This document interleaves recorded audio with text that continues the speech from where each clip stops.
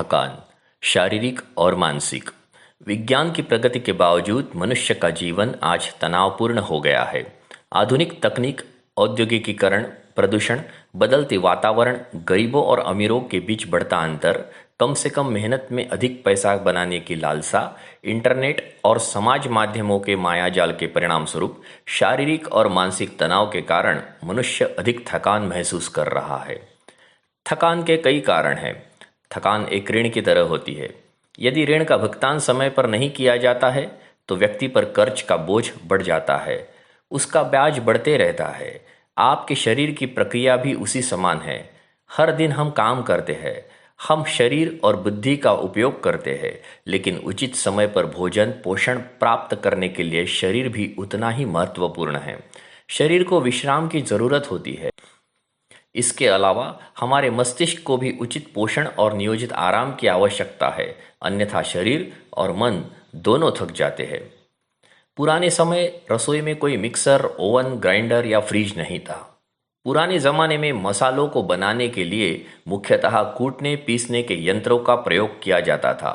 इनमें पत्थर के सिलबट्टे, हाथ से चलने वाले कूटने के यंत्र और घोंसला जैसी चीजें शामिल थी।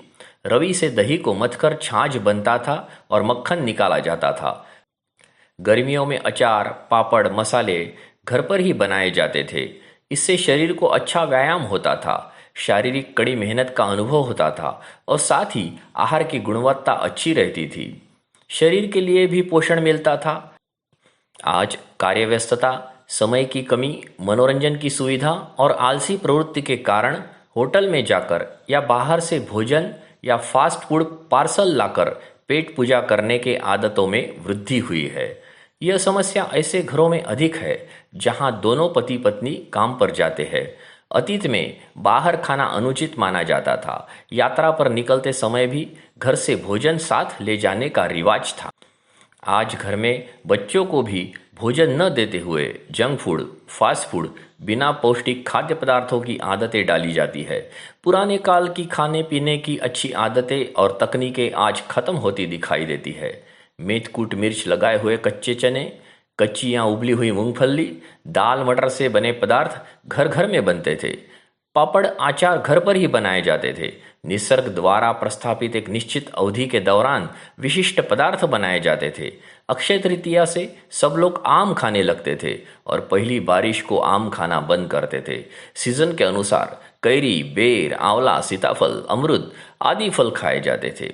घर का दूध, घर का मक्खन, घर का शुद्ध घी रहता था। ये खाद्य पदार्थ आज हमारे आहार में कम ही देखने मिलते हैं। आज वो जगह पैक फूड, बोतलबंद पेय और रसायनों ने ले ली है। कुछ वर्ष पूर्व शहर में बहुत कम बेकरियां होती थी और गांव में तो होती ही नहीं थी। इसलिए आहार में मैदे से बने पदार्थ कम रहते थे। गांव में तेल बनाने की कच्ची घानी हुआ करती थी। खाना पकाने के लिए मिलावटी तेल का उपयोग नहीं किया जाता था। ताजी सब्जियां खाई जाती थी। चूंकि फ्रिज नहीं था, इसलिए दिन प्रतिदिन भोजन रखना आसान नहीं था। घर में, खेतों में काम करने वाले अधिक होने के कारण भोजन बचता नहीं था। घर में गाय, बैल, कुत्ते ऐसे पालतू जानवर थे, इसलिए बचने वाले भोजन के बारे में चिंतित नहीं होना पड़ता था। आज के ज़माने में सप्ताह भर की सब्जियां फ्रिज में पड़ी रहती है, जिसमें बैक्टीरिया बढ़ते रहते हैं। आज की पीढ़ी गुड़, गेहूं, उड़द दाल, नारियल से बने पदार्थ, गोंद या अखरोट, बादाम या मेवे के लड्डू, इनके बारे में कुछ नहीं जानती। मॉल से सॉस, जाम, केचप, पैक फूड घर पहुंच जाता है। घर में गणकारी शहद की बोतल, सीतोपलादी चूर्ण नहीं होते हैं, लेकिन दवाओं की बोतलें जरूर होती है। पहले घर पर में तांबे और पीतल के बर्तन होते थे। जब कोई मेहमान गर्मी से लौटता था तो उसे गुड़ से बना स्वास्थ्यवर्धक पानी का कटोरा और किसी मिट्टी के बर्तन में रखा शुद्ध पानी या किसी तांबे या पीतल के घड़े में रखा स्वास्थ्यवर्धक पानी दिया जाता था। लोहे की कढ़ाई का प्रयोग किया जाता था। खाना चूल्हे पर पकाया जाता था। वहाँ कोई खाने की मेज नहीं थी। नीचे जमीन पर बैठना पड़ता था। भोजन को हाथ से छूना पड़ता था। वहाँ कोई कांटे चम्मच नहीं रहते थे। ये सभी चीजें आज की एंटीबायोटिक गोलियों से कई गुना बेहतर और स्वास्थ्यवर्धक थी। घर में कपड़े धोने के लिए कोई वॉशिंग मशीन नहीं थी।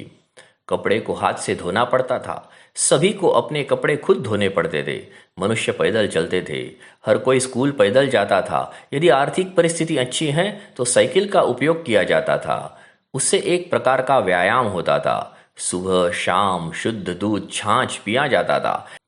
शाम को तुलसी वृंदावन के सामने दीपक जलाकर तुलसी पूजा की जाती थी। साथ ही राम रक्षा और कई मंत्रों का उच्चारण होता था। मन को शांति मिलती थी। इस दिन भर के कार्य के बाद भी कोई थकान महसूस नहीं होती थी। आज बदलते जीवन स्तर के कारण वयस्कों की तरह बच्चों में भी थकान का स्तर बढ़ गया है। ढीले सूती और साफ कपड़े जो पहले पहने जाते थे आजकल फैशन के कारण दिखाई नहीं देते। यदि आप पुराने जमाने के कपड़े पहनने वाले लोगों और चमकदार रंगीन चुस्त कपड़े पहनने वाले लोगों को देखें तो आप उनके व्यक्तित्व में अंतर अवश्य देखेंगे। जीन्स और स्टोन वॉश एक एक महीना नहीं धुले जाते हैं। स्कूल की पोशाक भी रंग बिरंगी और मलग्राहक होती है। यह रंग उत्साहवर्धक नहीं होते। दिन प्रतिदिन एक ही कपड़े पहनने से बीमारी का खतरा बढ़ जाता है। आज त्वचा रोग, सर्दी जुकाम और एलर्जी की घटनाएं बढ़ रही है। शाम के समय बच्चे मैदान पर खेले, यह अच्छा व्यायाम हुआ करता था। आज अध्ययन, कोचिंग क्लासेस और टीवी मोबाइल के नाम पर मैदानों पर खेलने वाले बच्चे गायब हो गए हैं।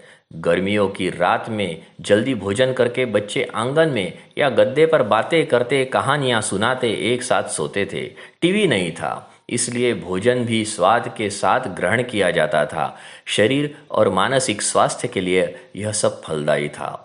उस समय आराम ज़्यादा नहीं था, लेकिन खुशी थी। महिलाएं पड़ोसियों के साथ किट्टी पार्टी नहीं करती थी। वे हर दिन एक दूसरे के घर अचार पापड़ कुर्द बनाने के लिए जाती थी। वहाँ गपशप करती थी, गाना गाती थी। त्योहारों को भी सभी को साथ लेकर खेल खेले जाते थे। तब एक दूसरे के लिए समय था। अब आपके पास अपने लिए और दूसरों के लिए समय नहीं है।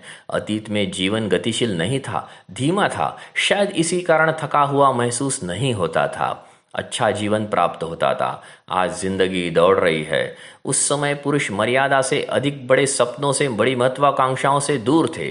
वे सादगी में रहने की तकनीकों से अवगत थे और वे उस जीवन में खुश थे। जीवन में कोई अकेलापन नहीं था। ज्यादातर समय दूसरों के साथ बीतता था। हमेशा आसपास लोग रहते थे। ईर्ष्या, द्वेष, छोटे बड़े झगड़े होते थे, लेकिन बहुत ही कम, और वे शीघ्र ही सुलझ जाते थे। बड़ों का सम्मान किया जाता था। उनका वचन प्रमाण माना जाता था। दरवाजे बंद नहीं रहते थे। यहाँ तक कि अगर कोई पदार्थ पड़ोस में किया जाता तो पड़ोसी उसे लाकर स्वाद चखाते थे। इसमें प्यार, अपनापन और स्नेह था। रिश्तों को निभाया जाता था। मानसिक शांति थी। बड़ी अपेक्षाएं नहीं थी और इसके कारण बहुत चिंता नहीं रहती थी। रात को नींद अच्छी आती थी। मुश्किल समय में कई दोस्तों, स्नेही और पड़ोसियों का साथ मिलता था। आज फ्लैट संस्कृति के युग में हमने इन सभी रिश्तों को तोड़ दिया है और हम अकेले जीने लगे हैं और अकेले ही लड़ना चाहते हैं। थोड़ी थकान महसूस होना सामान्य बात है, लेकिन अत्याधिक थकान शारीरिक और मानसिक स्वास्थ्य के लिए हानिकारक मानी जाती है। जो लोग शारीरिक या मानसिक रूप से स्वस्थ है वे थकान से लड़ सकते हैं, लेकिन आजकल विभिन्न कारणों से हम अपने शारीरिक और मानसिक पोषण की उपेक्षा करते हैं। हम अपनी विभिन्न क्षमताओं को बढ़ाने का प्रयास नहीं करते हैं। हम अच्छे पोषण और आवश्यक व्यायाम से दूर हो गए हैं। हम बनी बनाई दवाइयों पर जीने लगे हैं। यद्यपि यह सब तुरंत बदलना आसान नहीं है, फिर भी हम लोग कम से कम पुराने उदाहरणों को ध्यान में रखते हुए जो अमूल्य चीज़ें हमारे पास है उन्हें अपना सकते हैं। जो लोग कड़ी मेहनत करते हैं वे आरामदायक जीवन जीने वालों की तुलना में अधिक स्वस्थ और खुश रहते हैं। यदि हम संतुलित आहार, प्राकृतिक व्यायाम, लोगों को जोड़ने की कला जो है उसी में संतुष्ट रहने की प्रवृत्ति तथा आधुनिक मशीनों और प्रौद्योगिकी में अतिशय लिप्त न होने का पालन करें तो हम निश्चित रूप से अपनी थकान को कम कर सकते हैं, चाहे वह शारीरिक हो या मानसिक, तथा जीवन में अपनी खुशी और संतुष्टि को बढ़ा सकते हैं। हालांकि हमें यह नहीं भूलना चाहिए कि मानसिक थकान शारीरिक थकान से अधिक घातक है। यह वीडियो भूतपूर्व वायुसैनिक डॉक्टर पवन मांडवकर, जो इंदिरा महाविद्यालय कलम, जिला यवतमाल, महाराष्ट्र के प्रधान आचार्य है, इन्होंने बनाया है। अगर आपको यह वीडियो पसंद आया है तो लाइक शेयर और सब्सक्राइब अवश्य करें।